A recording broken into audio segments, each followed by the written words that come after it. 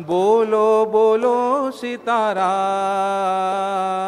बोलो बोलो राजा राम, सीताराम, बोलो बोलो राजा राम, बोलो सीताराम राम, बोलो राजा राम राम, बोलो सीताराम राम, बोलो राजा राम राम,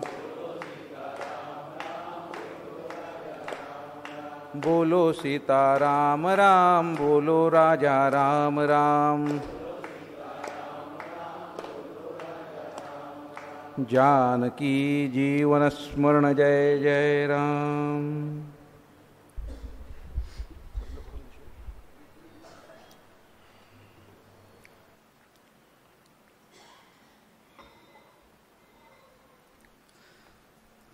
नमामि सद्गुरुं शांतं सच्चिदानंद विग्रहं पूर्णब्रह्मपरानन्दम् ईशमाळन्दिवल्लभं प्रपन्नपारिजाताय तोत्रवेत्रैकपाणये ज्ञानमुद्राय कृष्णाय गीतामृतदुहे नमः। माधुर्यरसकल्लोलां शिवशक्त्यैकरूपिणीम् अमृतानुभवार्थाय वन्दे ज्ञानेशनन्दिनीम्। नमो गोविन्ददेवाय ज्ञानदेवस्वरूपिणे वाग्मिने वाङ्निधानाय यतये वेदमूर्तये। ज्ञानेन योगेन च कर्मणा च भक्त्या च सर्वस्वसमर्पणेन आराधिताभ्यां श्रुतिमार्गदक्षैः नमो नमः श्रीगुरुपादुकाभ्यां। नीलाम्बुजश्यामलकोमलाङ्गं सीतासमारोपितवामभागं पाणौ महासायकचारुचापं नमामि रामं रघुवंशनाथम्। आजच आपण पूज्य महाराजांचा जन्मोत्सव साजरा केला आणि सकाळी आपल्या सगळ्यांना हा अनुभव आला असेल। त्या अनुभवातून आपण कोणी अजून बाहेरही आलेलो नाही आहोत।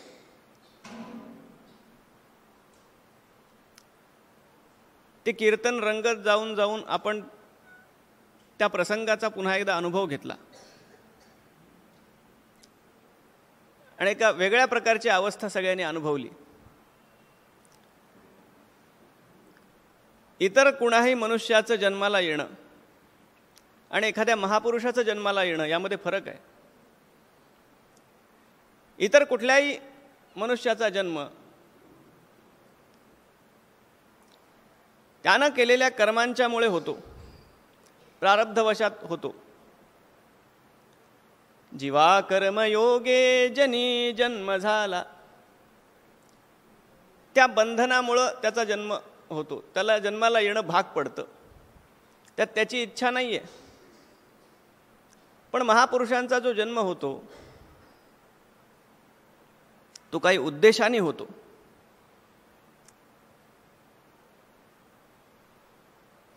नाही तर एरवी त्यांना या मृत्यूलोकामध्ये जन्म घेण्याचं काही कारण नाही आहे, कुठलंही बंधन त्यांच्यावर नाही आहे। पण तरीही ते पुन्हा पुन्हा येतात, कारण त्यांना सगळ्या जीवांचा कळवळा असतो।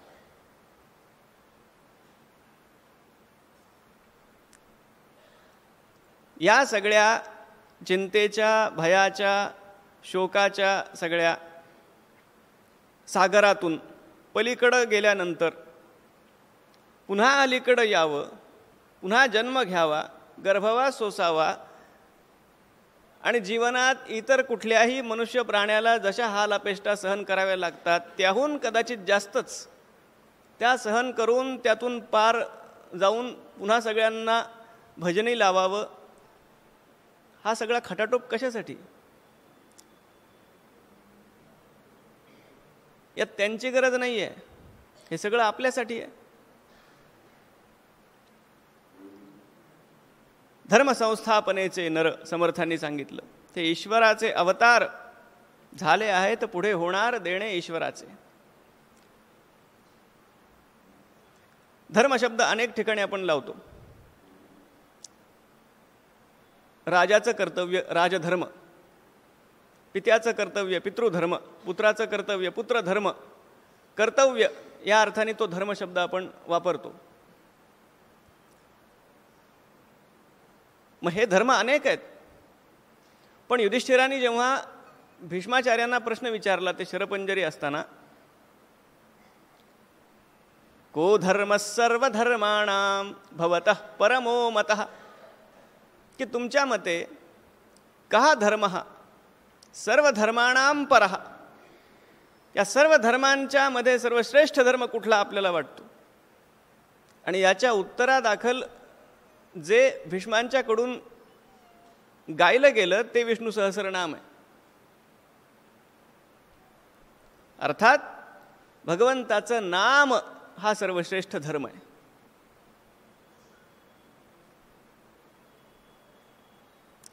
आणि त्या नामधर्माच्या संस्थापनेसाठी पुन्हा एकदा तो मार्ग प्रकाशित करण्यासाठी म्हणून श्री महाराजांचा अवतार आहे.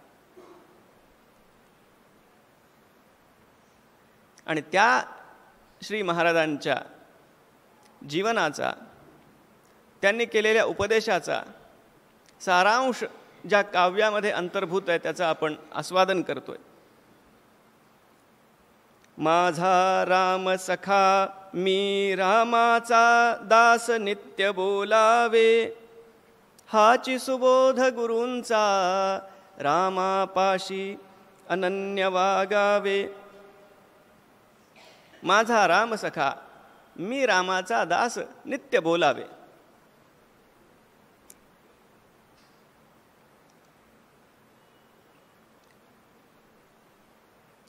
आपण सहजच शब्दप्रयोग नेहमी करतो, आम्ही तुमचे. प्रत्येकाला पत्र लिहिताना त्याखाली आपण लिहितो आपलाच, प्रत्येकाला. मग खरं आपण नेमके कुणाचे? आपल्याला वाटतं हा माझा, हा माझा, हा माझा. त्यालाही सांगताना आपण म्हणतो आम्ही तुमचे, आम्ही आपले. एक पद्धत आहे बोलण्याची.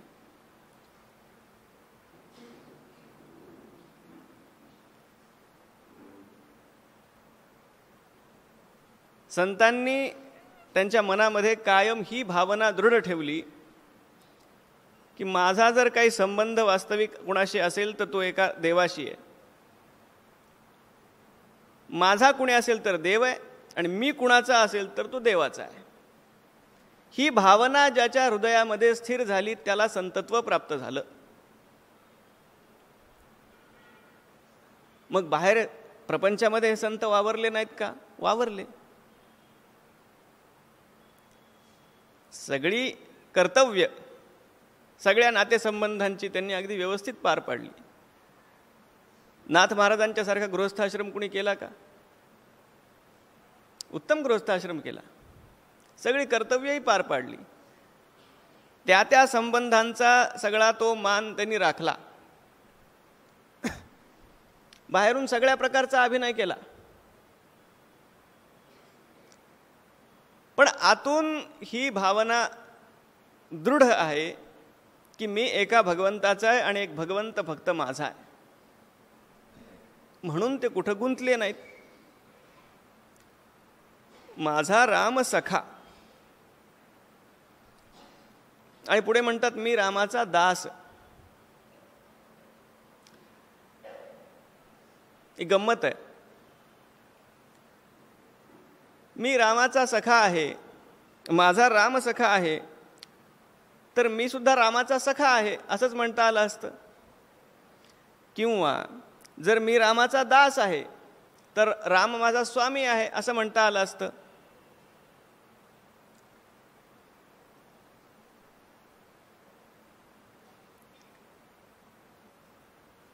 इथं विषय असा आहे मुख्य, देवाशी आपलं नातं जोडण्याचे अनेक भाव आहेत.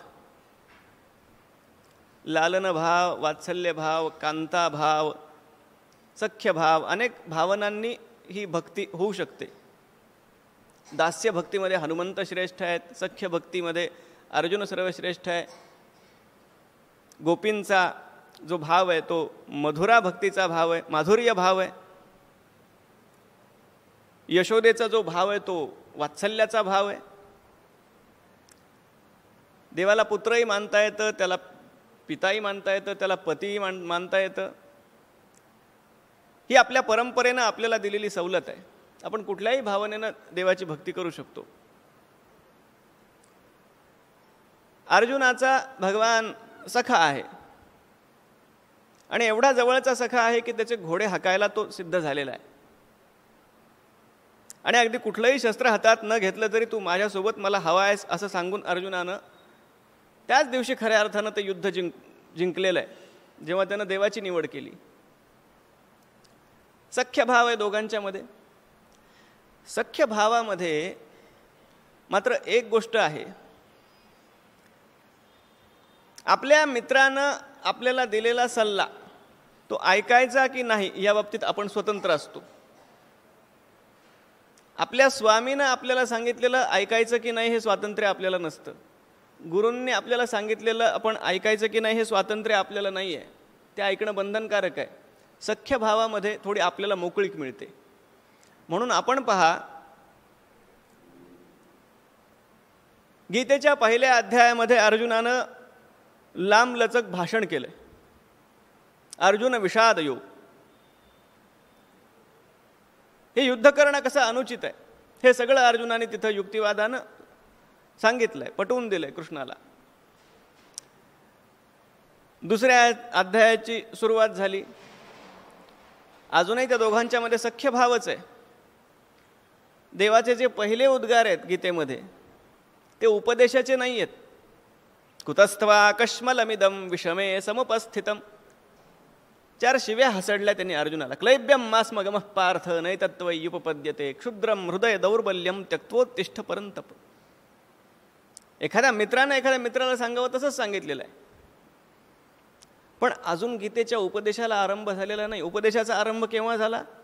कार्पण्य दोषोपहत स्वभावः पृच्छामि त्वां धर्मसम्मूढचेताः यच्छ्रेयस्यान्निश्चितं ब्रूहि तन्मे शिष्यस्तेहं शाधिमान् त्वां प्रपन्नम. मी तुझा शिष्य आहे. हे जेव्हा अर्जुन म्हणतो तेव्हा गीतेचा उपदेश सुरू होतो. जोपर्यंत सख्य भावच फक्त आहे तोपर्यंत उपदेशाला सुरुवात झाली नाही. जेव्हा अर्जुन म्हणतो मी शिष्य आहे, आता गुरु शिष्याचं नातं निर्माण झालं, मग उपदेशाला सुरुवात झाली.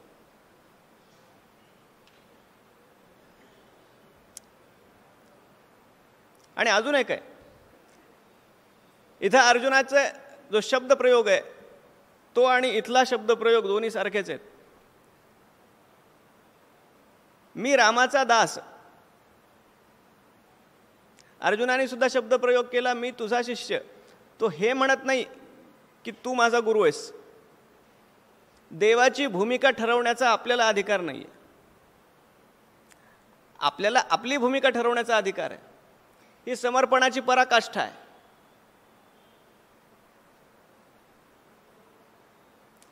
तू माझा गुरु आहेस असं म्हणून मी ते गुरु पण लादायचं आहे का त्यांच्यावर?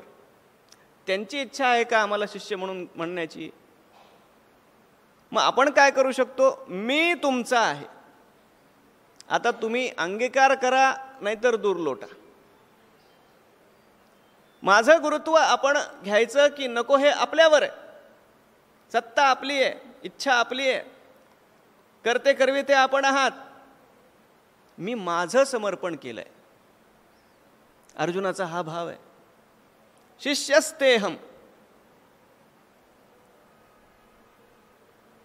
माझा राम सखा, तो माझा सखा आहे. आणि याला वेदांताचे प्रमाण आहेत. जीव शिव हे 2 पक्षी असं सगळं वेदांतामध्ये रूपक आलेलं आहे. हा जीवात्मा परमात्म्याचा नित्य सखा आहेच आहे. पण सखा असून सुद्धा आता सख्यामध्ये सुद्धा फरक आहे. 2 मित्रांचा स्तर नेहमी सारखा असतो असं नाहीये. आमच्या पूज्य गुरुजींनीच एकदा बोलताना हा फरक समजावून सांगितला. एकदा त्यांचे गुरुजी, त्यांना संन्यास दीक्षा देणारे सत्यमित्रानंद गिरीजी महाराज हरिद्वारचे, ते आमच्या शिबिरामध्ये आले आणि सगळ्या साधकांशी बोलताना ते म्हणाले, मी तुमचा सगळ्यांचा सखा आहे. मग त्यांच्या त्या बोलण्यावर गुरुजींनी स्पष्टीकरण दिलं की त्यांनी हे म्हणणं की मी तुमचा सखा आहे खरी गोष्ट आहे, पण म्हणून ते आणि आपण सारखे होत नाही. ते पालक सखा आहेत, आपण त्यांचे बालक सखा आहोत. रामामध्ये आणि सुग्रीवामध्ये पण सख्य आहे, म्हणून राम आणि सुग्रीव काही सारखे नाही झाले. कृष्णाने अर्जुनामध्ये सख्य आहे, पण म्हणून ते दोघं सारखे नाही आहेत. कृष्ण पालक सखा आहे, अर्जुन बालक सखा आहे. याची जाणीव अर्जुनाला 11व्या अध्यायामध्ये झाली. सखेति मत्वा प्रसभम यदुक्तम, हे कृष्ण हे यादव हे सखेति, अजानता महिमानंत वेदम, मया प्रमादात प्रणयेन वापी. तो म्हणतो, तू एवढा मोठा आहेस, एवढा विश्वरूप आहेस, मला ठाऊक नव्हतं. मी हे कृष्णा, हे यादवा, अरे मित्रा असं म्हणून जो काही अपराध केलाय त्यासाठी क्षमा मागितली अर्जुनाने 11व्या अध्यायामध्ये.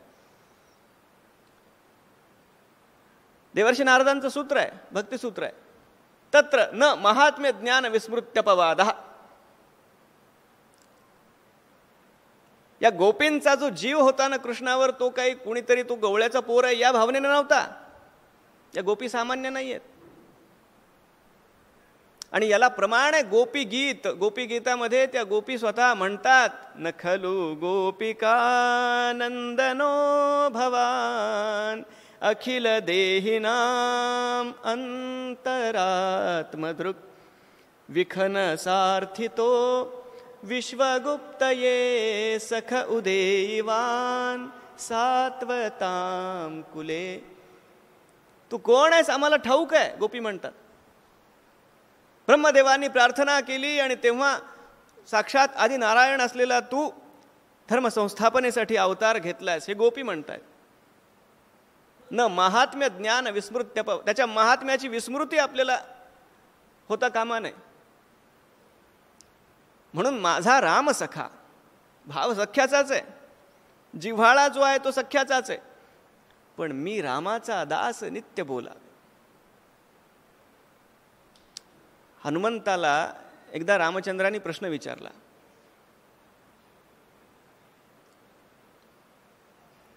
हनुमंता तू कोण आहेस, तू कोण आहेस? हनुमंताच्या लक्षात आलं आता बुद्धिमताम वरिष्ठम, देवाच्या प्रश्नाचं गमक काहीतरी असणार आहे. जे उत्तर दिलं ते फार सुंदर आहे. उत्तर असं आहे, देहबुद्ध्या तु दासोहम, जीवबुद्ध्या त्वदंशकः, आत्मबुद्ध्या त्वमेवाहम इति मे निश्चला मतिः.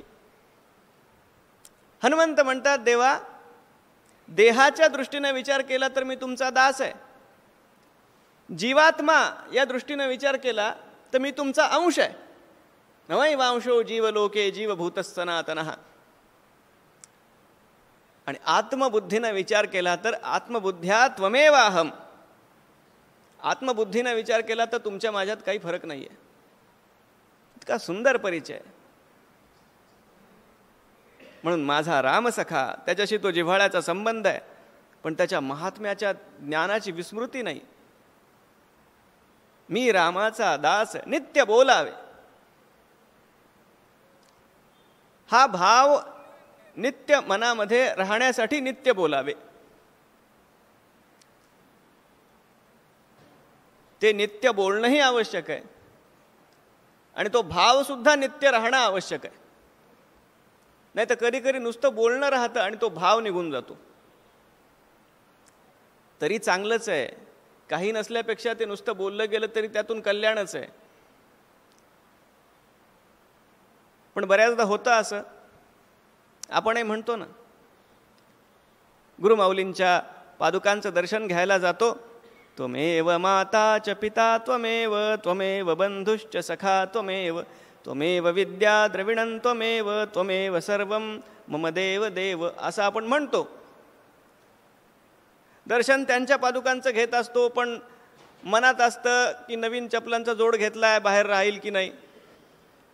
दर्शन देवाचं घेतो, चिंतन काहीतरी वेगळं चालू असतं. मग जीव त्या चपलांमधून सुद्धा बाहेर येत नसेल आपला, तर आपण त्यांचे कधी होऊ?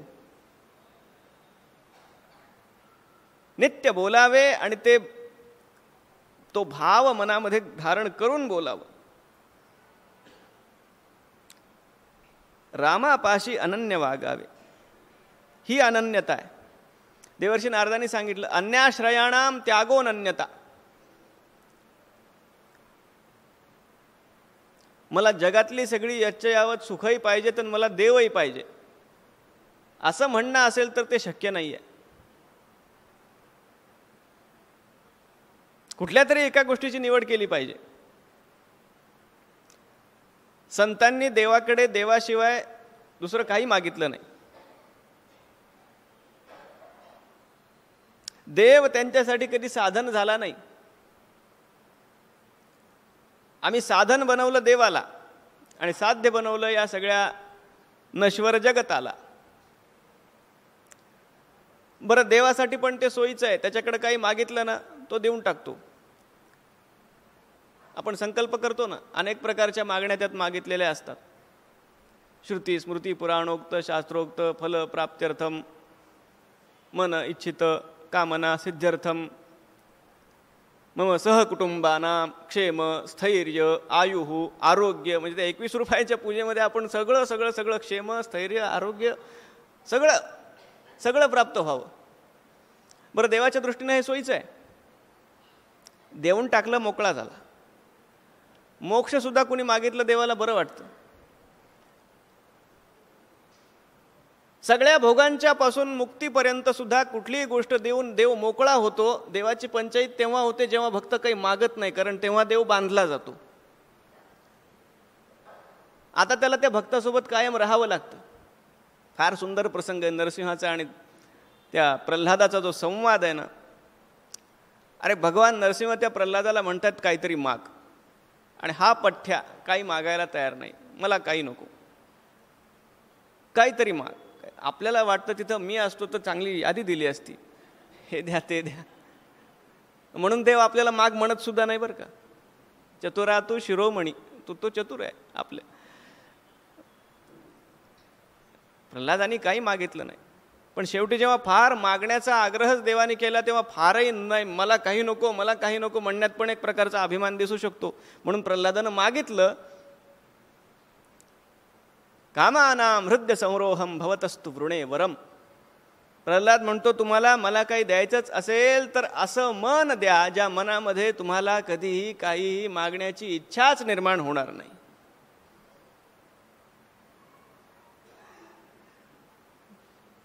साधा नाहीये प्रल्हाद, देवर्षी नारदांचा चेला आहे. ज्या नारदांनी सांगितलं सा न कामय माना, रामापाशी अनन्य वागावे.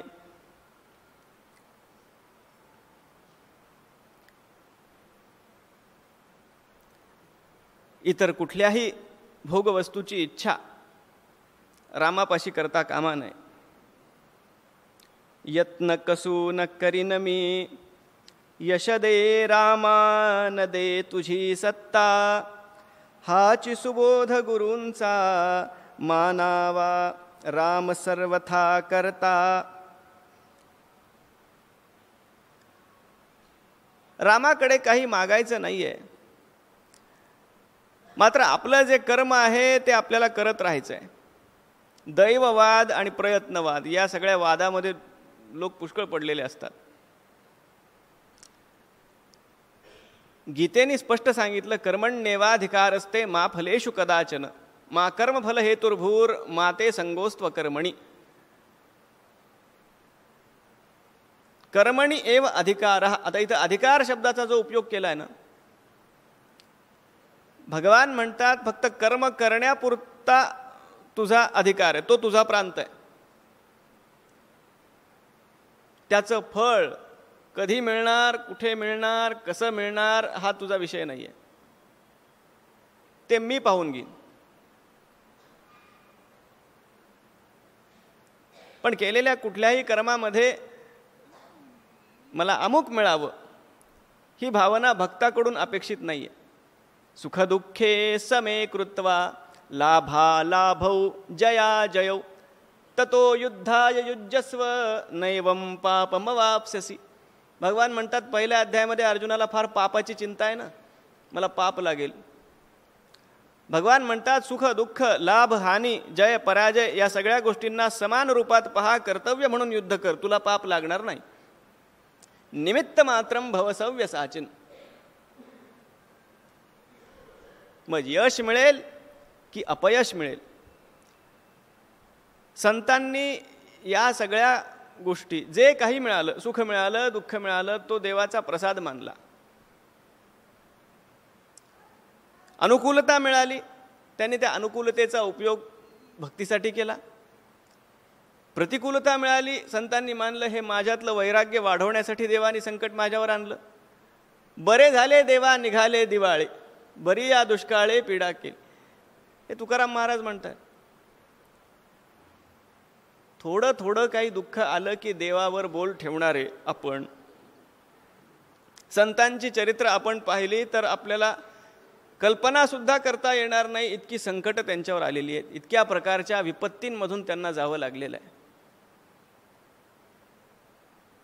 पण त्यांच्या मनातलं समाधान कधी पुढे येणार आहे ते सुद्धा, तो संतोष त्यांच्या मनातला कधी कमी झाला नाही.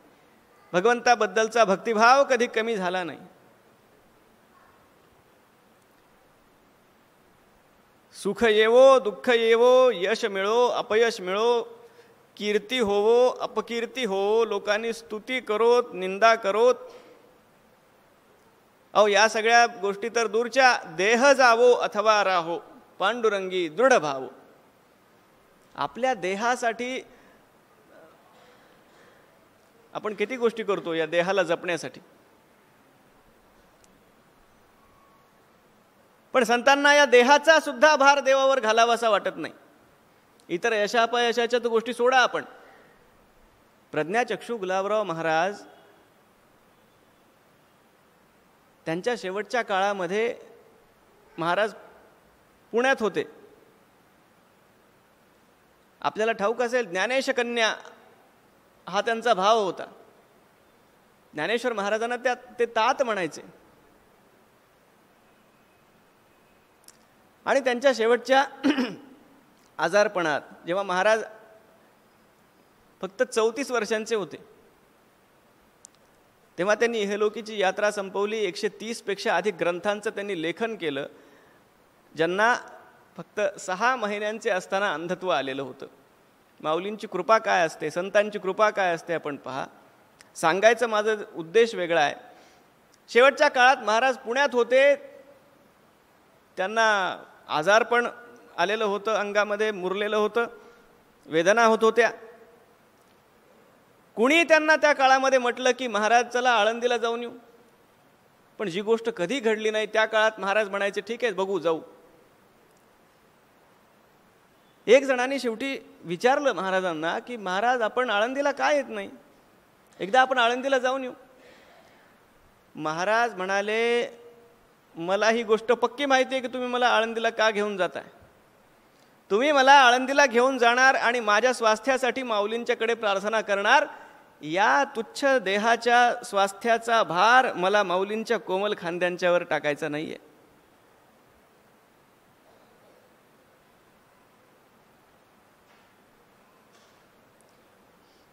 ही निष्कामतेची पराकाष्ठा आहे.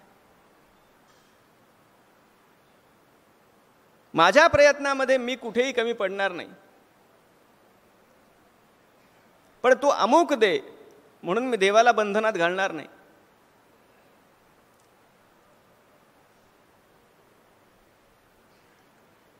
हा कर्मयोग आहे.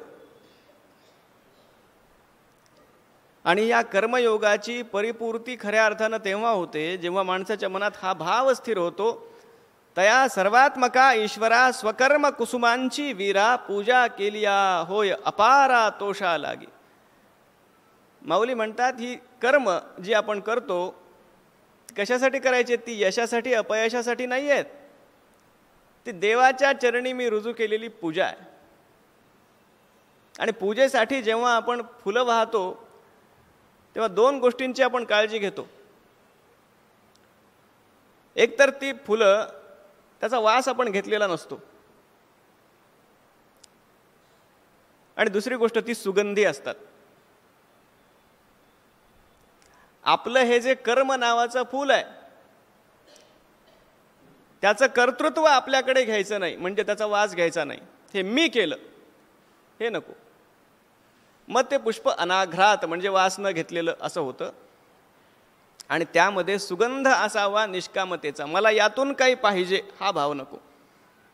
कर्माच्या मागे कर्तेपणाचा भाव नाही आहे, आणि केलेल्या कर्मातून मला काहीतरी मिळणार आहे, मिळावं, मिळू शकतं का हा भाव नाही आहे. असं अनाघ्रात आणि सुगंधी कर्मरूपी फूल देवाच्या पायी वाहणं, माऊली म्हणतात, ही देवाची सर्वात उत्तम पूजा.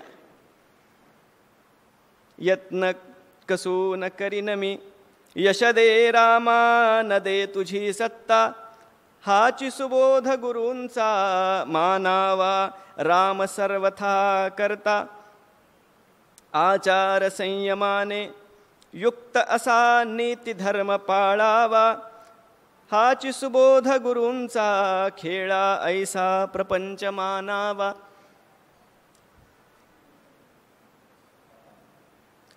तुकाराम महाराजांनी नामाला औषधाची उपमा दिली. विठ्ठल मात्रा घ्यावी, पुढे सांगतात त्याने पथ्य सांभाळावी. जसं आपण औषध घेतो तेव्हा त्या वैद्यांनी सांगितलेली सगळी पथ्य पाळतो, ती पाळली तर त्या औषधाचा उपयोग जेवढा व्हायला हवा तेवढा होतो आणि लवकर होतो. पथ्य पाळली नाहीत तर औषधाचा जेवढा उपयोग व्हायला पाहिजे तेवढा होत नाही, थोडाफार होत असेल, पूर्ण उपयोग होत नाही. त्या पद्धतीनं तुकाराम महाराज म्हणतात विठ्ठल नाम ही मात्रा आहे औषधासारखी. ज्याला खरोखर विधीपूर्वक तिचं सेवन करायचं आहे त्यानं पथ्यसुद्धा सांभाळली पाहिजे. कुठली पथ्य? आचार संयमाने युक्त असा नीती धर्म पाळावा. भक्ताचं जीवन खऱ्या अर्थानं सर्वांग सुंदर असलं पाहिजे. तो ज्या कुठल्या आश्रमात असेल, ज्या कुठल्या स्वधर्माचं तो आचरण करत असेल, इतर कुणाच्याही गृहस्थाश्रमापेक्षा भक्ताचा गृहस्थाश्रम सर्वात सुंदर असला पाहिजे. कारण तो देवासाठी आहे. आपल्याकडं आपल्या परंपरेनं सांगितलं जे जे काही उत्तम आहे आपल्यामध्ये ते देवाला अर्पण करावं. आता आपलं थोडंसं उलटं होतं. देवासाठी पाहिजे म्हटलं की कसंही, पूजेसाठी पाहिजे म्हटलं की कशी सुपारी. हे थोडंसं वेगळा विषय हा.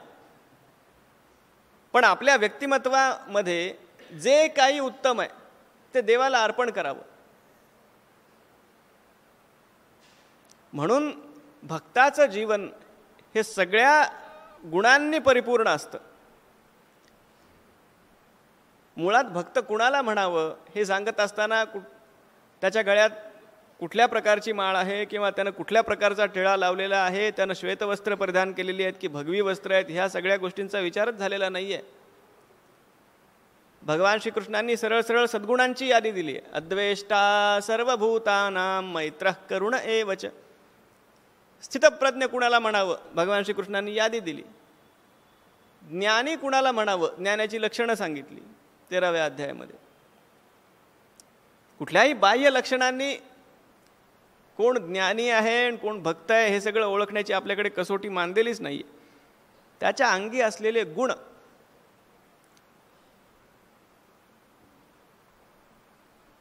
आचार परमो धर्मः.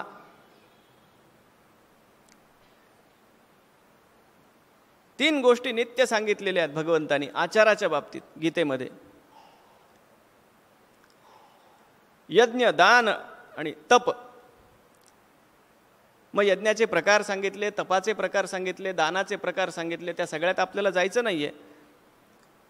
स्वाध्याय यज्ञ सांगितला, ज्ञान यज्ञ सांगितला. त्या सगळ्या यज्ञांच्या मध्ये सर्वश्रेष्ठ म्हणून जप यज्ञ सांगितला.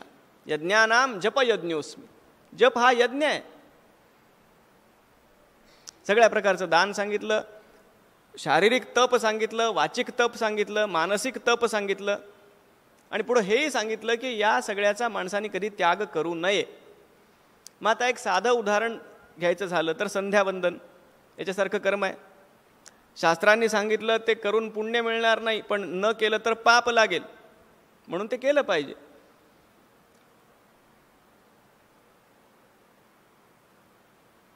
ते का केलं पाहिजे? ती वेदांची आज्ञा आहे म्हणून केलं पाहिजे.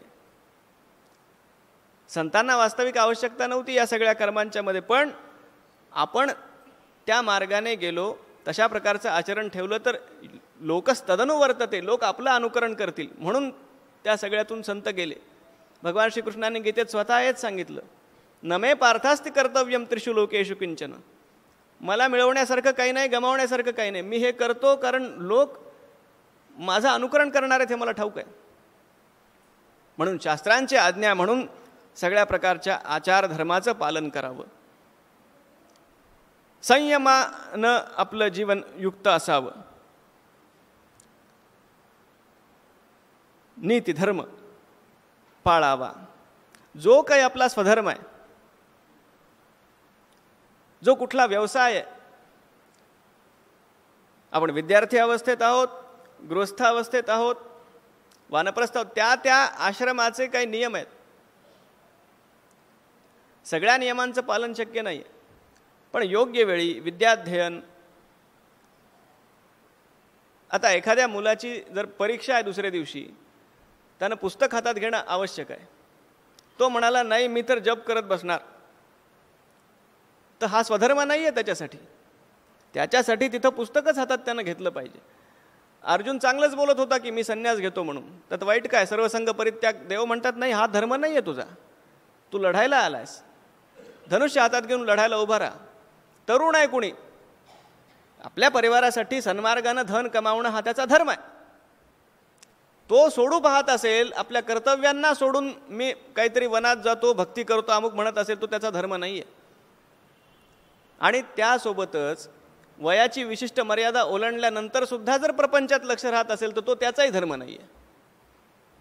त्यानं त्यातून आता मनाला बाहेर काढणं अपेक्षित आहे. हा त्या वयातला त्या आश्रमाच्या नियमानुसार शास्त्रांच्या आज्ञेला अनुसरून नीती धर्म तोही सगळा पाळणं सद्गुरूंना अपेक्षित आहे. खेळा ऐसा प्रपंच मानावा. प्रपंचाचा त्याग करायला कुठल्याही संतांना सांगितलं नाही, महाराजांनी सांगितलं नाही. प्रपंच जितका होईल उत्तम करावा, कारण तो परमात्म्याचा प्रसाद आहे, या भावनेनं करावा. मुळात दृष्टी ही असावी, एखाद्या ज्ञानाची जशी दृष्टी असते की हा सगळा खेळ आहे, उत्पत्ती स्थिती प्रलय अशा प्रकारे चाललेला खेळ आहे. आपण प्रपंचात असल्यानं आपलं काही वाकडं होत नाही, आपण संसारात असल्यानं आपली काही हानी होते अशातला भाग नाही. हा संसार जेव्हा आपल्यामध्ये येतो तेव्हा आता हानी आहे. आपला देह आहे, देह या प्रपंचासाठीच बनलेला आहे. त्या देहाची काही कर्तव्य आहेत, त्याची काही नाती आहेत, त्याच्यावरची ऋण आहेत. आपल्या परंपरेनं ऋण सांगितलेली आहेत. पितरांचं ऋण आहे, समाजाचं ऋण आहे, आपल्या मातृभूमीचं ऋण आहे. हे सगळे ऋण आहेत. त्यामुळे प्रपंचात तर राहावंच लागेल. नौका जी असते ती जमिनीवर ठेवून उपयोग आहे का? ती पाण्यात राहण्यासाठीच बनलेली आहे. पाण्यात तिला उतरवून त्यातून आपण पलीकडे जावं हाच तिचा उपयोग आहे. नौका पाण्यात राहिल्यानं बिघडत काही नाही. बिघडतं तेव्हा जेव्हा पाणी नौकेत शिरतं, आता ती बुडणार. म्हणून देह प्रपंचात राहो, पण आपली दृष्टी काय यावरून हे ठरतं आपण तरणार की बुडणार. त्या नौकेचा, या शरीररूपी नौकेचा आपण जर उपयोग करून घेतला या सागरातून पलीकडे जाण्यासाठी तर सार्थक आहे. तो संसारच आपल्यामध्ये शिरला मग बुडणं निश्चित आहे. बरं, या संसाराला खेळ मानण्या एवढी क्षमता आमच्यामध्ये नाही आहे, ती पातळी आमची नाही आहे. आम्ही या संसाराला खेळ मानावं म्हणणं सोपं आहे, आम्हाला शक्य नाही आहे. मग काय करावं? दुसरा पर्याय सांगितला, संसारा मान तू प्रभू सेवा. हरकत नाही, भगवान श्रीकृष्णांनी सुद्धा हे जमत नसेल तर ते कर, ते जमत नसेल तर ते, असे पुष्कळ पर्याय अर्जुनाला दिलेत. अभ्यासेप्य समर्थोसी मत्कर्म परमो भव मदर्थमपि कर्माणि कुर्वन् सिद्धिमवाप्स्यसि अथैतदप्य शक्तोसी कर्तुं मद्योगमाश्रितः सर्व कर्मफलत्यागम ततः कुरु यतात्मवान. हे जमत नाही तर ते कर, ते जमत नाही तर ते कर. हा सगळा खेळ आहे. हा अभ्यास करणं जमत नसेल तर जे काय करतोय ते प्रभुसेवेच्या भावनेनं करा. दाता राम सुखाचा. आणि एक पक्की गोष्ट मनामध्ये करून ठेवावी की जगात कुठल्याही वस्तूमधून आपल्याला सुख मिळणार नाहीये, कुठल्याही व्यक्तीकडून आपल्याला सुख मिळणार नाहीये. कारण मुळात कुणीही कुणालाही कुणासाठीही आवडत नसतो. प्रत्येकाला प्रत्येकजण प्रत्येक वेळी स्वतःसाठी आवडत असतो. हा उपनिषदांचा सिद्धांत आहे. याज्ञवल्क्यांच्या मध्ये आणि मैत्रेयीच्या मध्ये संवाद आहे. नवा अरे पत्युः कामाय पतिः प्रियः भवत्यात्मनस्तु कामाय पतिः प्रियः भवति. नवा अरे लोकस्य कामाय लोकः प्रियः भवत्यात्मनस्तु कामाय लोकः प्रियः भवति. नवा अरे सर्वस्य कामाय सर्वं प्रियं भवत्यात्मनस्तु कामाय सर्वं प्रियं भवति. याज्ञवल्क्य आपल्या पत्नीला मैत्रेयीला सांगतात की मैत्रेयी, जगातली कुठलीही गोष्ट आपल्याला त्या गोष्टीसाठी आवडत नसते, ती आपल्यासाठी आवडत असते.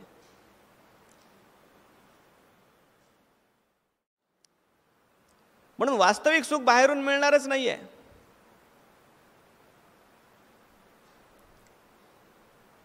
स्वजन जनधनाचा कोण संतोष आहे, रघुपती विण आता चित्त कोठे न राहे.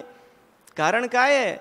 जीवलग जीव घेती प्रेत सांडूनी जाती, विषय सकळ नेती मागुता जन्म देती. सकळ जन भवाचे आखिले वैभवाचे, जीवलग मग कैचे चालते हेची साचे. विलग विषम काळी सांडिती सर्व माळी, रघुवीर सुखदाता सोडवी अंतकाळी. दाता राम सुखाचा. सुख म्हणून काही जर प्राप्त होणार असेल तर ते एका रामाकडून प्राप्त होणार आहे आणि त्याच्या नामाकडून प्राप्त होणार आहे. दाता राम सुखाचा संसारा मान तू प्रभू सेवा, हाची सुबोध गुरूंचा संतोषा सर्वदा मनी ठेवा. स्वार्थ खरा साधारे.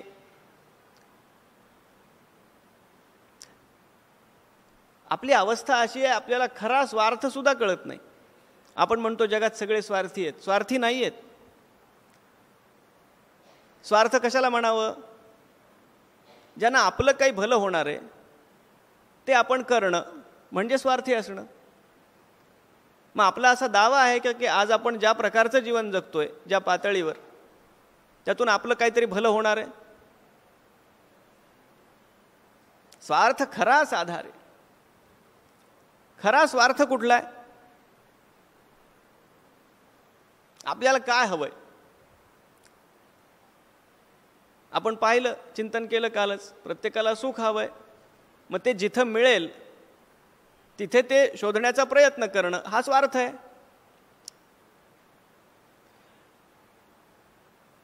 एका आजीबाईंची त्यांच्या अंगणामध्ये काहीतरी शोधाशोध सुरू होती.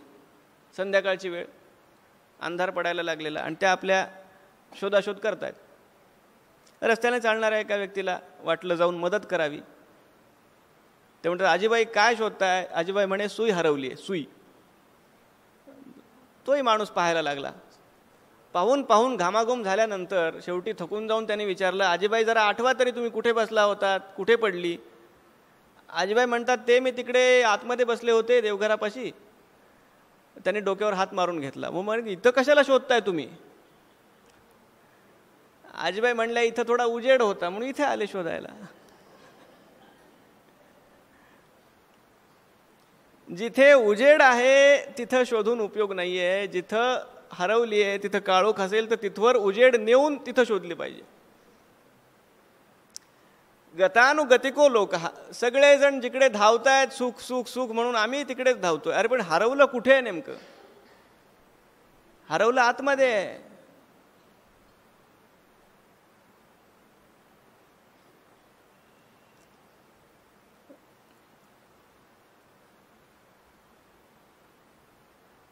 तैसा हृदयामध्ये मी रामू असता सर्व सुखाचा आरामू, की भ्रांतासी कामू विषयावरी. हा खरा स्वार्थ आहे. स्वार्थ खरा साधारे नित्य तुम्ही नाम गायनी जागा. हाची सुबोध गुरूंचा मी पण जाळून या जगी वागा. नित्य तुम्ही नाम गायनी जागा. खऱ्या अर्थानं जाग कोण आहे? गीतेनं निद्रेचा आणि जागृतीचा एक विचार असा ठेवला समोर. या निशा सर्वभूतानां तस्यां जागरति संयमी, यस्यां जागृती भूतानि सा निशा पश्यतो मुनेः. भगवान सांगतात सगळे लोक जेव्हा जागे असतात तेव्हा योगी भक्त झोपलेला असतो, आणि जेव्हा सगळे झोपलेले असतात तेव्हा तो जागा असतो. आता हे थोडं समजून घेतलं पाहिजे. ज्या दिशेनं सगळे धावत असतात, इकडे सुख मिळेल मिळेल मिळेल म्हणून या सगळ्या विषयांच्या पाठीमागे, तिकडे भक्त धावत नाही. त्या अर्थी तो झोपलेला असतो. आणि जिकडे या लोकांचं लक्ष जात नाही कधी आपल्या अंतरंगामध्ये, त्या आपल्या नामसाधनेच्या आनंदामध्ये जिथं लोक जात नाहीत सहसा फार, तिथे हा भक्त जागा असतो. सजगपणे नाम घेणं, डोळसपणे नामावरती निष्ठा ठेवणं. जसं आपलं बोलणं झालं की मनानं एखादी गोष्टी ठरवली तरी बुद्धीमध्ये संशय निर्माण व्हायला वेळ लागत नाही. म्हणून नामगायनी जागा. जागृत रहा. अनुसंधाना कधी न चुकवावे.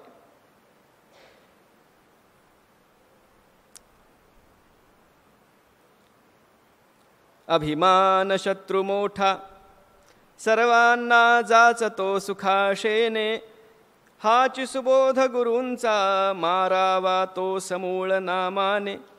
मी पण जाळोन या जगी वागा. पण फक्त एवढंच सांगून बाबा थांबत नाहीत. मी पण जाळून जगी वागा या सांगण्यामध्ये अहंकार आपण घालवला पाहिजे हे सांगून खरं तर झालंय, पण एक आर्या स्वतंत्रपणे त्यांनी योजली या अहंकारासाठी. अभिमान शत्रू मोठा सर्वांना जाचतो सुखाशेने, हाची सुबोध गुरूंचा मारा वातो समूळ नामाने. हा अहंकार आहे तसा, म्हणून सर्वात जास्त महत्त्व त्याला दिलंय. इतर सगळ्या श्लोकांच्या मध्ये एका श्लोकात अनेक गोष्टी सांगितलेल्या आहेत, पण फक्त या अभिमानाला घालवण्यासाठी म्हणून एक संपूर्ण श्लोक खर्च केलेला आहे. इतर सगळ्या प्रकारचे जे विकार आहेत ना, काम असेल, क्रोध असेल, लोभ असेल, इत्यादी इत्यादी सगळे विकार, पुराणांच्या मधून आपल्याला अनेक ज्या कथा पाहायला मिळतात, इतर सगळ्या विकारानं ग्रासलेले तरल्याचे आपल्याला दिसतात. कुठल्या ना कुठल्या उपायानं भक्ती मार्गाला लागले आणि तरले, पण कुठलाही अहंकारी तरल्याचं आपल्याला कुठेही दिसणार नाही. देव बाकी सगळ्या गोष्टी सहन करू शकतो, पण हा जो एक अहंकार आहे ना, तो सहन नाही करू शकत. आपली तर बात सोडा, ज्यांचं उदाहरण देवर्षी नारदांनी भक्ती खरी कशी करावी म्हणून स्वतः दिलं, यथा व्रज गोपिका नाम, त्या गोपींच्या सुद्धा मनामध्ये निर्माण झालेला थोडासाही अहम देवाला सहन झाला नाही. तासाम तत्सौभगमदम वीक्ष्यमानंच केशवः प्रशमाय प्रसादाय तत्रैवांतरधीयत. रासक्रीडेच्या प्रसंगी जेव्हा या गोपींना थोडासा अभिमान वाटायला लागला की आधी तयार होत नव्हता, आता कसा तयार झाला, थोडासा अहंकार आला की देव तिथून अंतर्धान पावला. आणि म्हणून नामदेवरायांनी देवाला प्रार्थना केली, अहंकाराचा वारा न लागो राजसा, माझी या विष्णुदासा भाविकास. त्याला अहंकार न होवो असं म्हणत नाहीत ते, वाराही न लागो.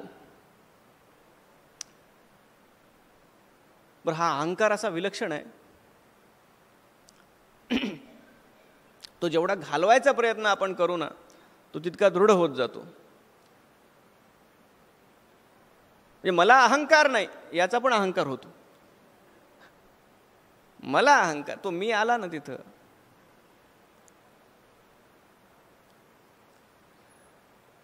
समर्थांनी दासबोधामध्ये अनेक गुणांची यादी दिली, अवगुणांची यादी दिली, मूर्खांची लक्षणं सांगितली, पडत मूर्खांची लक्षणं सांगितली. बऱ्याचदा तर आपल्याला वाटतं आपण आपलं आत्मचरित्र वाचतोय. पण त्या सगळ्या अवगुणांच्या मध्ये सगळ्यात मोठा अवगुण कुठला? आपण विचार करा. अनेक अवगुण आहेत.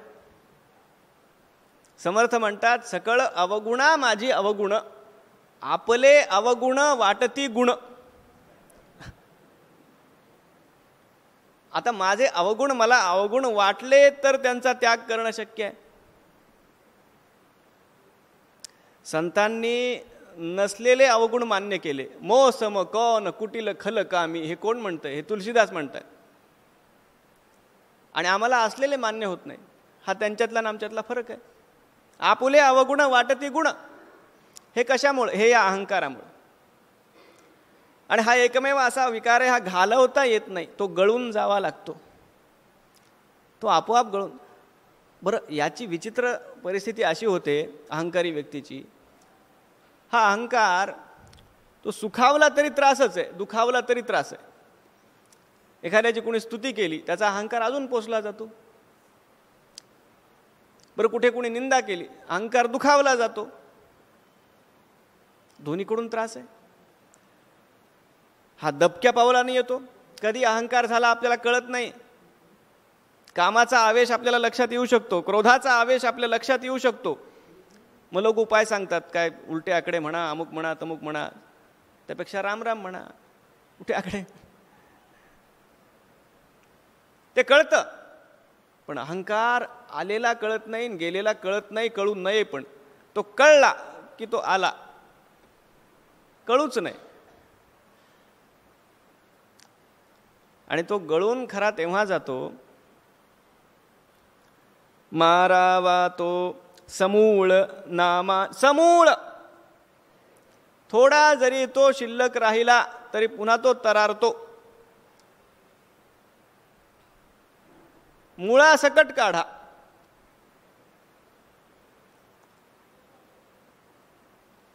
महाराजांच्या उपदेशामध्येच आहे की जर आम्ही राम राम म्हणतो आणि तेच रामनाम आम्हाला सद्गुरूंनी दिलं तर असं काय मोठं झालं? आम्ही तर आधी तेच म्हणत होतो, मग सद्गुरूंकडून ते घेण्याची काय आवश्यकता आहे? महाराज म्हणतात तेच तर महत्त्वाचं आहे. नाम तेच आहे, पण ते मी घेतो आणि ते सद्गुरूंनी मला दिलेलं आहे, या दोन्ही भावनांमध्ये फरक आहे. मी घेतो म्हटलं की संपलं. हे सद्गुरूंनी तनु मनु जीवे चरणासी लागावे, अगरवता करावे दास्य सकळ.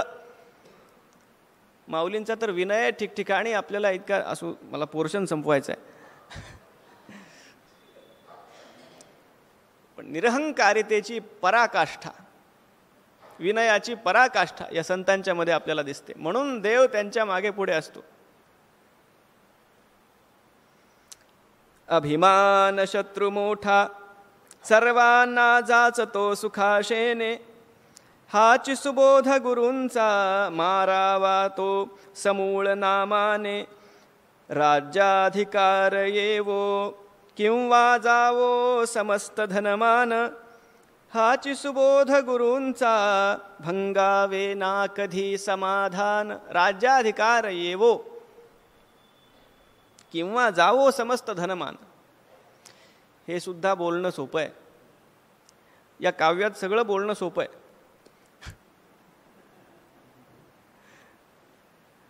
कळणंही सोपं आहे, पण ते वळणं अवघड आहे.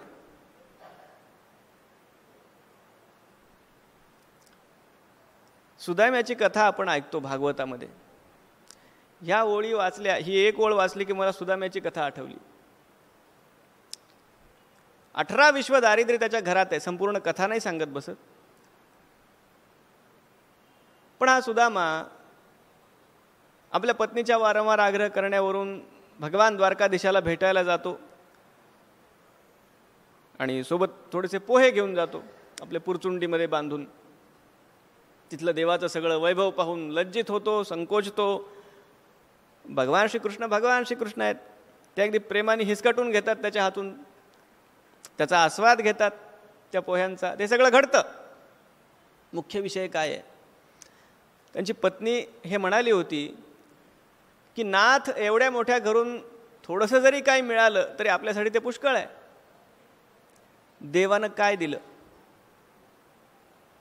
जेव्हा त्यांची निघण्याची वेळ आली, त्यांना भरजरी वस्त्र दिले होते बरं नेसायला, आणि निघण्याची वेळ आली तेव्हा अगदी पूर्वीचे त्यांचे जे काही वस्त्र आहेत, कथाकार रंगून सांगतात ही गोष्ट. रुक्मिणीला सांगितलं ते इस्त्री वगैरे करून ठेवले असतील, जुने त्यांची वस्त्र फाटलेली असतील, कुठे त्याला रफू वगैरे केला असेल ते घेऊन या. सुदामांच्या लक्षात आलं हे पण आपल्याला इथंच काढून ठेवायचं आहे. पहिलीच वस्त्र जी काही आहेत ती परिधान करून पाठवून दिली. काही दिलं नाही. न तू याचितवान स्वयं, त्यांनी स्वतःही काही मागितलं नाही. आता काय दिलं काय ते कथेमध्ये येतं, सगळं काही दिलेलं होतं, पण तिथं समोर जी अंतिम परीक्षा होती त्यांची, की त्यांच्या भावनेमध्ये काय परिवर्तन होतं. आणि तिथून जेव्हा सुदामा निघाले तेव्हा ते इतके प्रफुल्लित झालेले होते, एवढे प्रसन्न होते. मुळात द्वारकेला गेल्यानंतर ते सगळं वैभव पाहून कधी क्षणभर सुद्धा त्यांना आपल्या झोपडीची आठवण आली नाही. कौतुक, देवाने किती प्रेम करावं. आणि सुदामा म्हणतात मला धन त्यानं दिलं नाही, अरे फार चांगलं केलं, त्याला किती काळजी आहे माझी. त्याला माहिती आहे या गरीब ब्राह्मणाला काही सांभाळण्याची काही अक्कल वगैरे नाही आहे, कुठे वाटेमध्ये याच्यावर संकट येईल या धनामुळं, म्हणून त्यानं धन मला दिलं नाही. किती कृपा आहे त्याची. पथ्यनौ व्रज नंदितः, तो आनंदित होऊन प्रवास करतो. ही त्याची कृपा आहे. आता तो परत आला, त्याला सगळं काही वैभव भगवंताने दिलेलं होतंच, पण राज्याधिकार येवो, अक्षरशः राज्याधिकार आल्यासारखीच त्यांची अवस्था होती. जेव्हा द्वारकेमध्ये ते राहत होते ना, अरे सोन्याच्या मंचकावर बसलेले होते, सोन्याचं पात्र समोर, साक्षात भगवान त्यांचं चरण प्रक्षालन करतायत, साक्षात लक्ष्मी पंखा घेऊन उभी आहे. त्या तेवढ्या दिवसांपुरते तर राजासारखेच होते ना, परत जाताना सोबत काही नव्हतं. पण राज्याधिकार येवो किंवा जावो समस्त धनमान. तुकाराम महाराजांच्याकडे छत्रपती शिवाजी महाराजांनी नजराणा पाठवला. सोने नाणे आणि भरजरी वस्त्र हे सगळं पाठवलं. महाराज म्हणाले येर वित्त धन ते मज मृत्तिके समान. संतांना प्रसन्न करायचं आहे ना, तर त्यांना ज्यानं आनंद मिळतो ते आपण त्यांना द्यावं. तुकाराम महाराज म्हणतात आम्ही तेणे सुखी, म्हणा विठ्ठल विठ्ठल मुखी. आम्ही तेणे सुखी. अगदी त्यांच्या अंतिम अवतार समाप्तीच्या काळातले जे अभंग आहेत ना, आम्ही जातो आमुच्या गावा, आमुचा राम राम घ्यावा, येता निजधामा कोणी, विठ्ठल विठ्ठल बोला वाणी. रामकृष्ण मुखी बोला, तुका जातो वैकुंठ. आम्हाला दुसऱ्या कुठल्या गोष्टीनं सुख नाही आहे. मग ज्या गोष्टीनं आम्हाला सुख, जी गोष्ट मिळण्यानं सुख नाही ती गोष्ट गेल्याचं दुःख नसतं. एखाद्या महात्म्याला कुठला पुरस्कार मिळाला तर त्याला काही गौरव वाटत नाही, काढून घेतला तर त्याला काही दुःख होत नाही. देवाने दिलेलं काढून घेतलं, सुदाम्यांच्या मनामध्ये काही परिणाम नाही. आपल्याला समजा स्टेजवर बोलावलं आणि भरजरी छानपैकी शाल घालून सत्कार केला गेला, कार्याचा आपल्या गौरव केला गेला, आणि स्टेजवरून खाली उतरता उतरता ती शाल काढून घेतली गेली की आमचं मंडळ 30 वर्षापासून ह्याच शालीवर काम भागवत आहे. आपली अवस्था काय होईल? भक्ताच्या मनाचा समतोल कुठेही ढळत नाही. आणि हाच सुबोध गुरूंचा भंगावे ना कधी समाधान. समाधान ही सर्वोच्च सिद्धी आहे. आणि हे समाधान कसं प्राप्त होतं? सदा नाम घोष करू हरी कथा, तेणे सदा चित्ता समाधान. एकांतात असावं तेव्हा नाम घ्यावं, लोकांतात असावं तेव्हा भगवंताच्या कथा ऐकाव्या, याशिवाय समाधान नाही. प्रेमात राम रमतो, प्रेमाला मोलना जगा माझी, हाची सुबोध गुरूंचा, गुरुरायाला तहान प्रेमाची. इतके अलौकिक शब्द आहेत हे.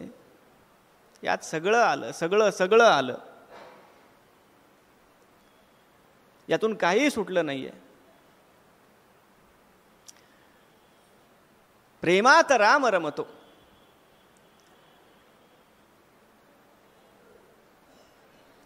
देव अवतार घेतो. निर्गुण निराकार परमात्मा सगुण साकार होतो. कशासाठी होतो? देवाने कारण गीतेमध्ये तसं सांगितलेलं आहे. परित्राणाय साधूनां विनाशाय च दुष्कृतां धर्मसंस्थापनार्थाय संभवामि युगे युगे. धर्माच्या संस्थापनेसाठी, सज्जनांच्या रक्षणासाठी, दुर्जनांच्या निर्दालनासाठी मी येतो. पण हे ऑफिशियल कारण आहे, हे फक्त सांगायचं कारण आहे. कारण हे मनाला पटत नाही. अहो, ज्याच्या संकल्प मात्रानं सगळी सृष्टी निर्माण होते, विश्व निर्माण होतं, त्याच्या संकल्पानं ते विलीन होतं. यस्य निश्वसितम वेदा, ज्याचा केवळ निश्वास म्हणजे वेद आहे, तो परमात्मा म्हणतो मला सज्जनाच्या रक्षणासाठी यावं लागतं, दुष्टांना मारण्यासाठी यावं लागतं. आता हे रावणाचं मोठेपण वाढवणं आहे की नाही? रावणाला मारण्यासाठी राम आले म्हणणं म्हणजे त्याला मारण्यासाठी रामाची काय? रावणाला मारू शकतील भौतिक अर्थानं, तेवढं सामर्थ्य रामाच्याच काळातल्या किमान 3 लोकांच्या मध्ये आहे. पूज्य गुरुजी त्यांच्या रामकथेमध्ये किंवा भागवत कथेमध्ये सुद्धा ही गोष्ट सांगतात. 3 लोकांच्या मध्ये हे सामर्थ्य आहे की ते रावणाला परास्त करू शकतात. एक भगवान परशुराम आहेत, ते साक्षात नारायणाचे अवतारच आहेत. एक कार्तवीर्य अर्जुन आहे, सहस्रार्जुन, आणि एक वाली आहे. या तिघांनी रावणाला धाक घातलेला आहे. कुठे ना कुठे रावणाशी जेव्हा त्यांचे भांडण झालंय तेव्हा रावणाला अगदी जेरीला आणलं या तिघांनी सुद्धा. कुणालाही निमित्त बनवून भगवान करू शकतात. त्यासाठी देवाला स्वतःला यावं लागावं का? देव रावणासाठी नाही आले, देव आले शबरीसाठी, देव आले त्या केवटासाठी. भगवान श्रीकृष्ण त्या कंसासाठी आणि शिशुपालासाठी नाही आले, ते आले त्या गोपींच्यासाठी. प्रेमात राम रमतो.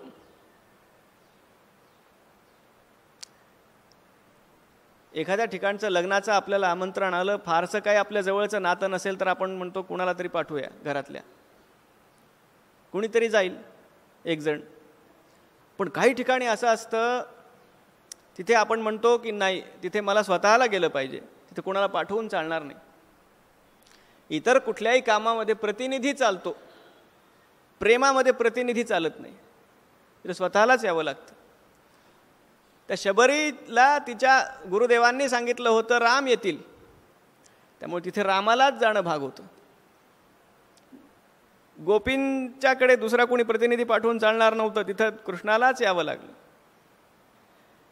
त्या प्रेमानं देव अक्षरशः बांधल्या जातो. फार काय सांगू, आपल्याला वेळ तसाही आपला होत आलाय. 11व्या स्कंधामध्ये भागवताच्या एक भगवंताचे उद्गार इतके अलौकिक आहेत.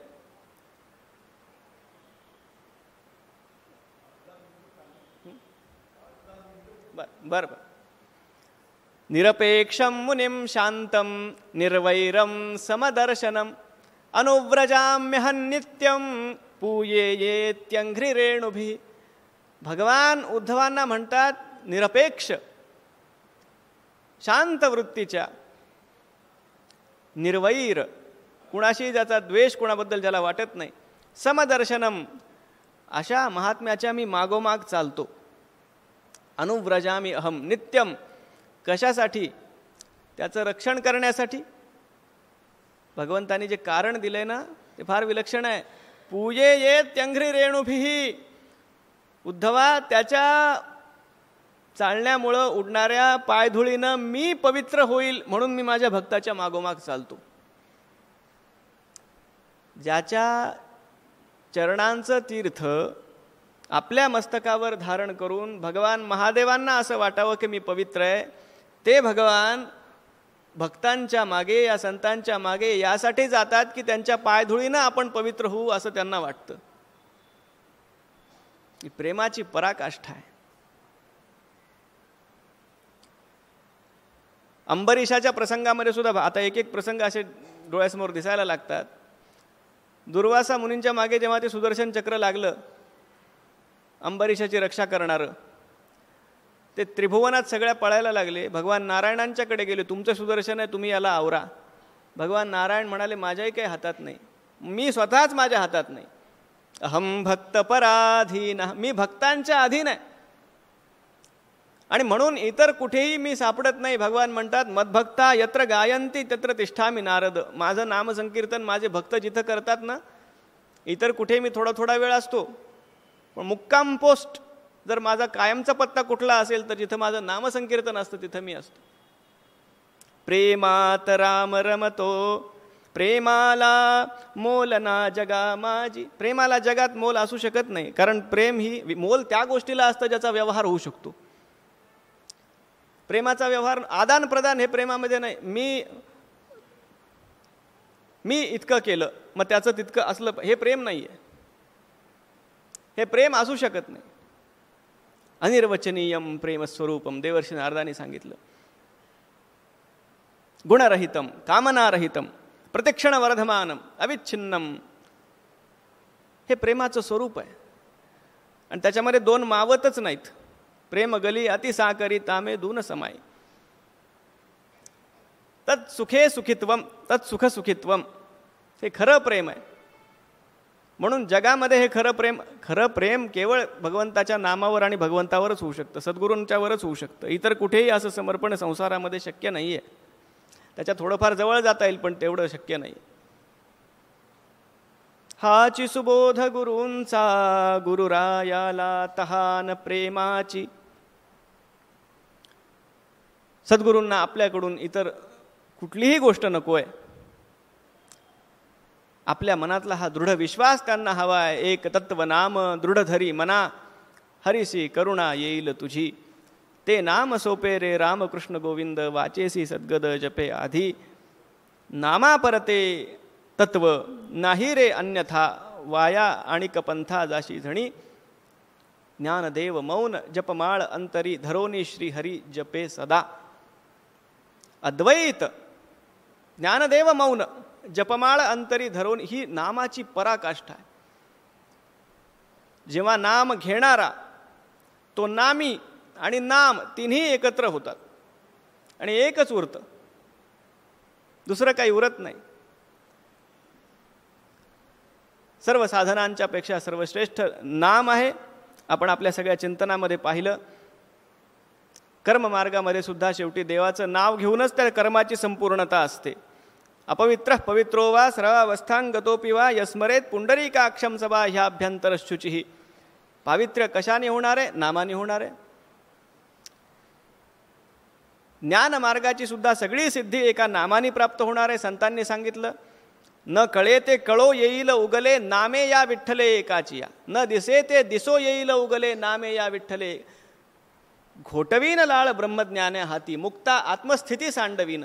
यापेक्षा तुकाराम महाराजांनी आणि सगळ्या संतांनी काय सांगावं? योग मार्ग प्रज्ञाचक्षू गुलाबराव महाराजांनी आपल्या भक्तिपद तीर्थामृत नावाच्या ग्रंथामध्ये योगाची सगळी 8ही अंग एका नामाने कशी प्राप्त होऊ शकतात भक्ताला, याचं शास्त्रशुद्ध सगळं संयुक्तिक निरूपण केलेलं आहे. म्हणून आपण पाहिलं होतं की नाम सोपं आहे, पण आपण असं नको म्हणूया की नाम साधं सोपं आहे. ते सोपं आहे पण ते साधं नाही आहे. आणि हे भान आपल्याला अखंड असलं पाहिजे. आपलं हे नामावरचं प्रेम, या प्रेमाची तहान श्री गुरूंना आहे. ती तहान भागवण्याचं सामर्थ्य, तेवढं प्रेम आपल्या मनामध्ये त्यांच्याच कृपेनं उसळत राहावं, ही प्रार्थना या निमित्तानं आपण करूया. या काव्याचं जे काही मी याला चिंतन म्हणत नाही किंवा प्रवचन म्हणत नाही, काही म्हणत नाही. हे रसास्वादन जे काही आपण केलं ते त्यांच्या कृपेनं घडलं. तो योग सगळा जुळून आला आणि म्हणून ही जी काही सेवा घडली ती श्री महाराजांच्या चरणी समर्पित करतो आणि आपल्या हृदयामध्ये महाराजांचे जे चरणकमल विराजमान आहेत त्यांच्या चरणी साष्टांग प्रणिपात करतो आणि माझ्या वाणीला विराम देतो. राजाधिराज रामचंद्र भगवान की जय.